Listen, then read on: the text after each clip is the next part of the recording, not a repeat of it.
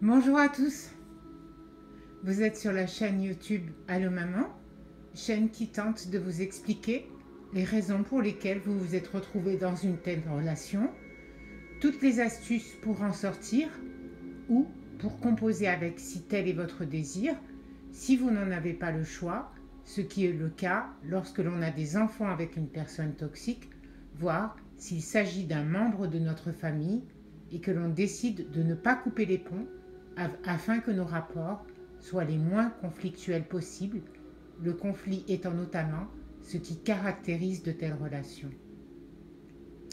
Je le dis tous les jours, l'amour de soi, les limites, la connaissance notamment de soi-même étant l'élément essentiel, et ce, quel que soit votre objectif, je vous recommande vivement de vous abonner, de cliquer sur notification afin d'être informé des vidéos à venir, double clic gauche, mais surtout de revenir plusieurs fois sur ces audios afin de les intégrer parfaitement. Je vous invite également à rejoindre le groupe Allô Maman Entraide pour les victimes de pervers narcissiques, groupe sur lequel vous trouverez régulièrement des outils nécessaires à votre combat. Thérapie EMDR, vidéos d'hypnose pour dormir, relaxation, prière universelle, c'est-à-dire quelle que soit votre confession, chrétien, juif, musulman, pour sortir de la relation, et pour les athées, de la méditation, car oui, mesdames et messieurs, ce qui relève du spirituel doit être également soigné par le spirituel. À cet effet, justement, si vous avez des choses à me dire, je vous invite vraiment à le mettre en commentaire sur YouTube. Il est inutile de m'écrire soit sur mon compte privé, qui justement par définition est privé, soit sur le compte Allô Maman. Je n'y réponds pas, d'autant plus que j'ai beaucoup de personnes, peut-être même des personnes toxiques, dont je ne connais même pas la provenance. D'accord? Donc encore une fois, n'acceptez pas des demandes qui proviennent d'amis en commun ou de gens qu'on pourrait avoir en commun. Je n'ai pas d'amis, en tout cas pas sur le compte Allô Maman. C'est certain, d'accord? Si vous avez quelque chose à me dire, merci de me laisser des commentaires sur YouTube uniquement, voire sur le groupe Allô Maman, qui est prévu à cet effet, d'accord? Alors, qu'en est-il du thème d'aujourd'hui? La question est de savoir s'il vous arrive d'avoir le sentiment de parler une langue différente de la personne toxique avec qui vous vivez. Parce qu'en effet, il existe des stratégies que les personnes toxiques utilisent pour vous embrouiller, et au regard de vos messages quant à l'audio d'hier, conseil d'un PN, certains ont fait le choix d'en finir, et ce qui n'est pas le cas pour d'autres, qui peuvent néanmoins écouter cet audio pour comprendre ce qu'ils ont vécu, se familiariser avec ces techniques pour ne plus se laisser avoir et surtout prendre conscience de l'importance de se soigner sur le plan psychologique. Les autres ne peuvent pas faire l'économie de cet audio qu'ils devront écouter en boucle afin de ne pas sombrer dans la folie. Car après tout, c'est le but de la personne toxique lorsque celle-ci utilise des tactiques telles que le gaslighting et de toutes les stratégies telles que nous allons le voir ensemble aujourd'hui, en affectant par là même votre santé émotionnelle. Certains d'entre nous ne s'en rendent même pas compte. Nous pensons que notre partenaire discute avec nous, alors qu'il n'en est rien, mesdames et messieurs. Une fois que nous réalisons leur but, c'est-à-dire le but non avoué de nous rendre fous ou de nous rendre folles, nous pouvons alors reprendre notre pouvoir, et ça, c'est la bonne nouvelle. Aussi, lorsque vous voyez la personne toxique vous tourner autour et tout faire pour que vous masturbiez le cerveau à un point tel qu'à la fin de la conversation, vous ne vous rappelez même plus de quoi vous parliez finalement, vous êtes forcément concerné par le sujet du jour.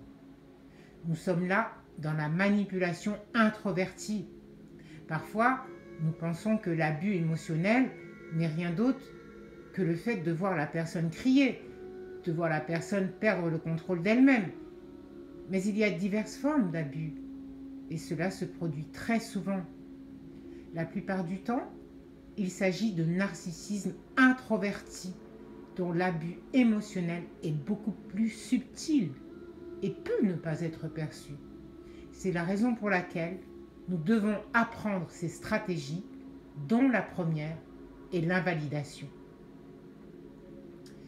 Dans l'invalidation, il y a quelque chose de très frustrant, c'est qu'ils ne sont pas à même de pouvoir vous valider, ou plus précisément, valider vos sentiments, ou encore votre point de vue.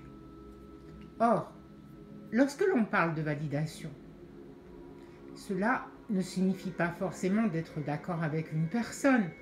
Il ne s'agit pas de partager le point de vue d'une personne avec qui vous êtes en train de discuter.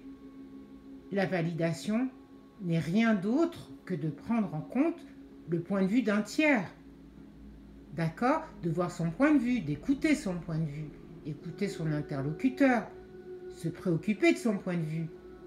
Il s'agit ni plus ni moins de faire comprendre à l'autre que nous l'écoutons, que nous l'entendons, que nous prenons en compte son point de vue et que nous en préoccupons, encore une fois. Or, les personnes toxiques ne le valident jamais et au contraire, ce qu'elles feront souvent, afin justement d'éviter la validation, c'est un retournement de situation, ce qui nous amène, mesdames et messieurs, au point numéro 2. C'est le blame shifting, en français, le transfert de faute. En fait, ce qui va se passer, c'est que les personnes toxiques vont vous blâmer. En d'autres termes, c'est toujours de votre faute. Elles vont détourner les choses. La personne toxique transfère la faute. D'accord? Ainsi, on se focalisera non plus sur leur comportement, mais sur le vôtre. En fait, la personne toxique va blâmer une autre personne pour ses propres fautes. Ainsi, on se focalisera plus sur son propre comportement. Elles changeront rapidement de sujet, modifieront en quelque sorte la conversation. Ainsi, on se focalisera encore une fois sur autre chose, c'est-à-dire vous, puisque dès lors, il s'agira de pointer le doigt sur votre personne. Or, ce qui se passe, c'est que vous ne vous en rendez pas compte, dans la mesure où vous êtes habitué à avoir une conversation avec d'autres partenaires. Je dis bien avec d'autres partenaires. Or, il s'agissait de relations saines. Et en effet, dans une relation saine, il est normal de ne pas toujours être d'accord avec son interlocuteur finalement. Or, dans une relation saine, dans les conversations, lorsque l'on n'est pas d'accord, chaque personne est à même de pouvoir partager son point de vue.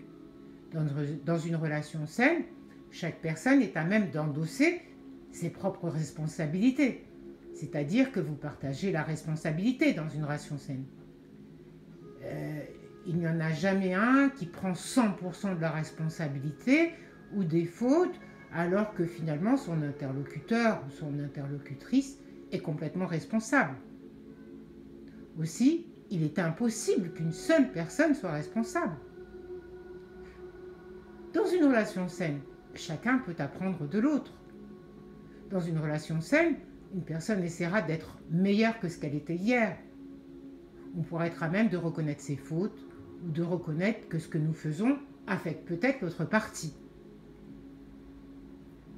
Et c'est précisément parce que nous sommes habitués à des relations saines que nous ne réalisons pas que l'objectif du blame shifting, c'est-à-dire du transfert de faute, est de détourner l'attention du manipulé. Et l'objectif du blame shifting est vraiment de déplacer la lumière qui était sur la personne toxique et de la transférer sur le manipulé, c'est-à-dire, encore une fois, mesdames et messieurs, vous. La plupart du temps, il s'agira de vous, puisqu'encore une fois, nous sommes dans le domaine de la personne toxique introvertie, qui, par définition, se montre sous son meilleur jour lorsqu'elle se retrouve avec d'autres personnes que sa cible. À présent, voyons la troisième stratégie, la projection. Alors, il faut savoir que la projection a deux objectifs. Celle-ci est utilisée par la personne toxique dans deux buts bien distincts. Le premier objectif de la projection c'est de préserver la personne toxique, de se regarder telle qu'elle est. Aussi, la personne toxique projette ce qu'elle ressent sur sa cible plutôt que de réaliser que la personne toxique n'est pas parfaite, plutôt que de réaliser que la personne toxique n'est rien d'autre qu'un être humain comme vous et moi finalement, chose qu'elle ne supporte pas. Aussi, cette dernière préfère rejeter ce qu'elle ressent sur vous. Et cela se produit souvent lorsque vous êtes accusé de faire telle ou telle chose. Lorsqu'elle vous accuse de faire telle ou telle chose, d'ailleurs, elle parle très souvent d'elle-même. Ainsi, si vous voulez mieux connaître la personne toxique, puisque finalement celle-ci se confie rarement, dans le cas de la personne toxique introvertie, écoutez-la vous insulter. Ne dites rien. Déjà, cela va préserver votre énergie, votre santé mentale, et cela vous permettra de savoir à qui vous avez affaire. Exemple, lorsque par exemple ils sont radins, ce qui est souvent le cas, ils diront que vous êtes radine. Lorsque celles-ci sont égoïstes, elles vous diront que vous êtes égoïste. Aussi, cela les préserve, puisque cela les empêche, si vous voulez, de se regarder telles qu'elles sont. Or, ceci provoque à la personne qu'elle manipule énormément de stress. Émotionnellement, vous êtes dévasté. Cela provoque également énormément de frustration sur le plan émotionnel. Parce que précisément, vous savez vous que ce n'est pas de votre faute. Parce que vous savez que vous n'avez rien fait. Pour vous, c'est évident, vous n'avez rien fait.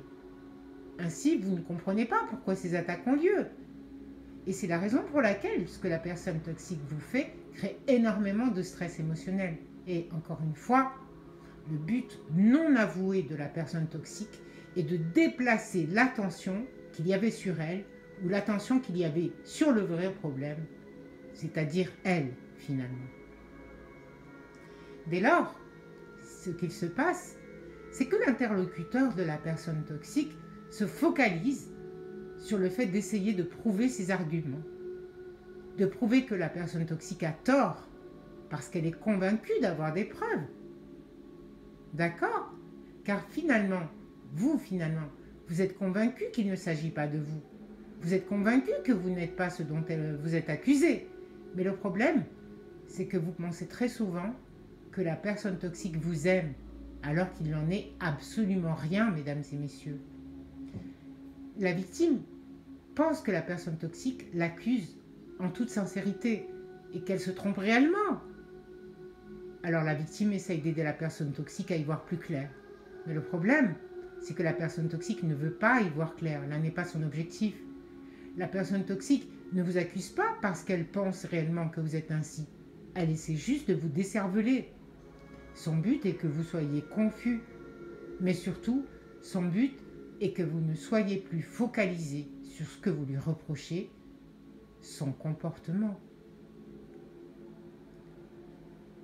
Alors, le quatrième point va concerner une notion dont j'ai rarement entendu parler ici les coachs français, mais mesdames et messieurs, autant je n'ai pas vu de coach français parler de ce word salad ou charabia, qui est le quatrième point, mais je l'ai vécu.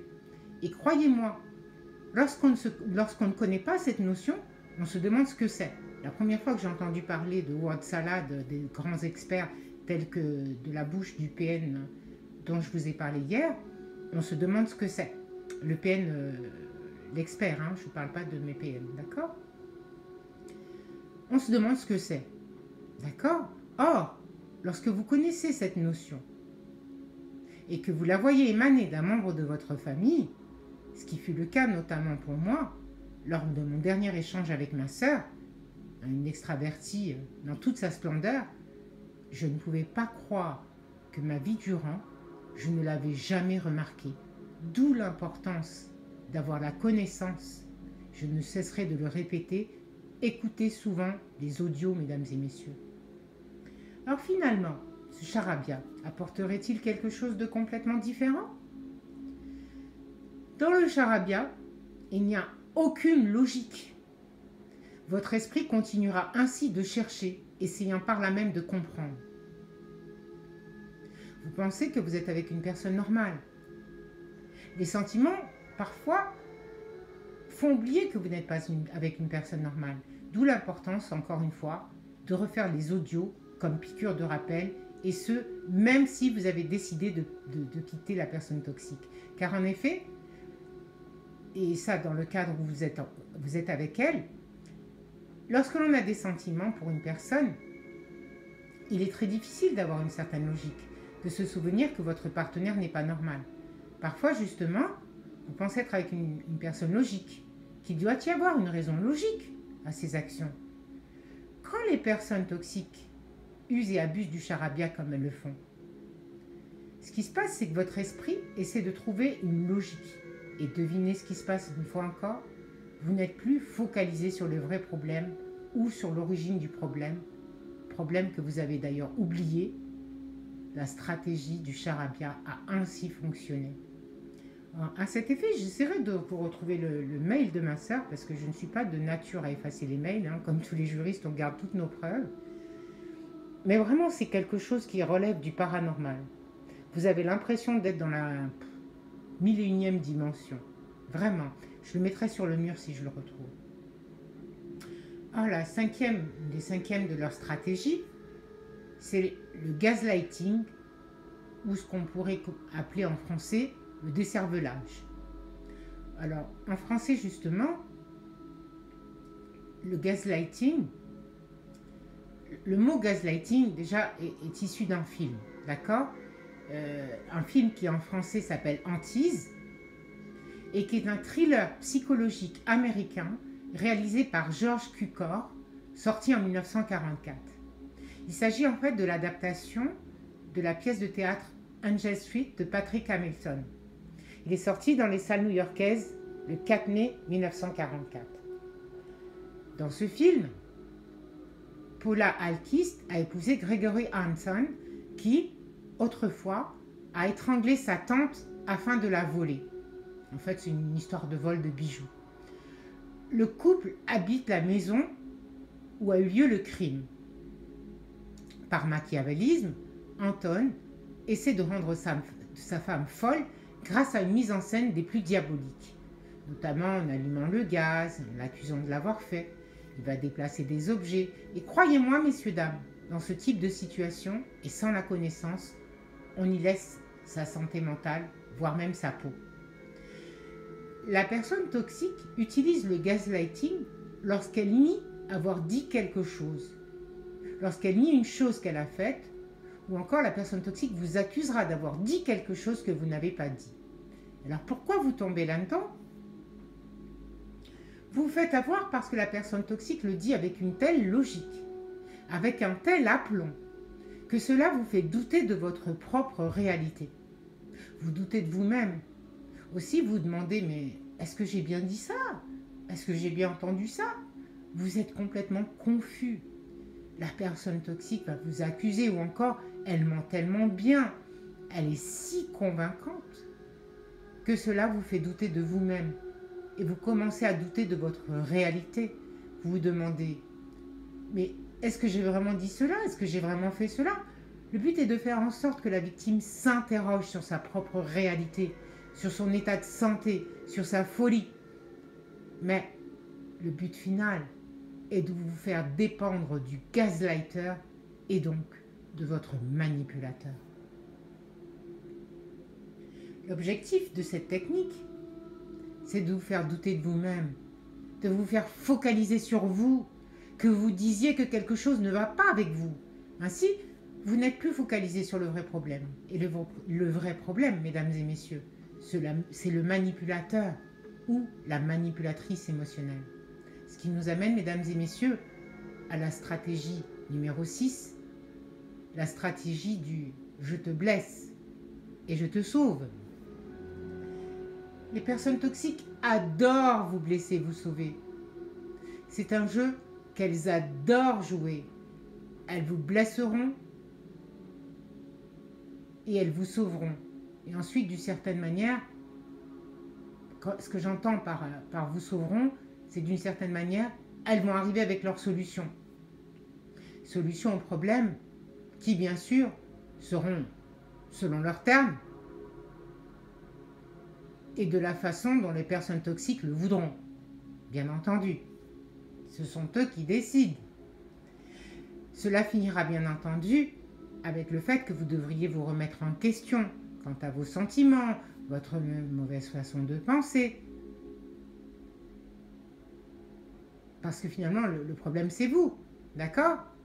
Vous pourrez aussi vous entendre dire que vous avez besoin d'aide, que vous avez besoin d'une thérapie, et que les personnes toxiques seront là pour vous, et qu'elles seront là pour vous parce qu'apparemment, vous êtes très anxieux, messieurs, dames. Et là, vous dites qu'il ou qu'elle s'inquiète vraiment pour vous, qu'elle vous aime, mais leur objectif est que vous pensiez que quelque chose ne va pas avec vous. Pensez-y lorsque vous vous emportez, mesdames et messieurs. Parce que sur le plan émotionnel, plus vous êtes fâchés, plus vous entrez dans leur jeu, plus vous vous faites avoir, et plus ces personnes gagnent. Rappelez-vous que vous conversez avec des personnes toxiques. Vous vous emportez, mais la personne toxique, dès lors, va être très calme. D'ailleurs, plus vous vous emportez, plus vous vous énervez, et plus vous noterez que la personne toxique se calme. Alors, à la fin de la conversation, vous êtes tellement submergé sur le plan émotionnel, et elles sont tellement calmes. Dès lors, les personnes toxiques, elles ne crieront plus. Leur ton de voix devient très doux, très calme, ce qui nous emmène à leur dernière stratégie. Elles utilisent votre état émotionnel contre vous-même. Les personnes toxiques vous auront énervé en utilisant les 6 stratégies précédentes, c'est-à-dire l'invalidation, le blame shifting, la projection, le charabia, le gaslighting et le je te blesse et je te sauve. Au sein de la conversation, les personnes toxiques ont utilisé les 7 points que nous avons vus ensemble.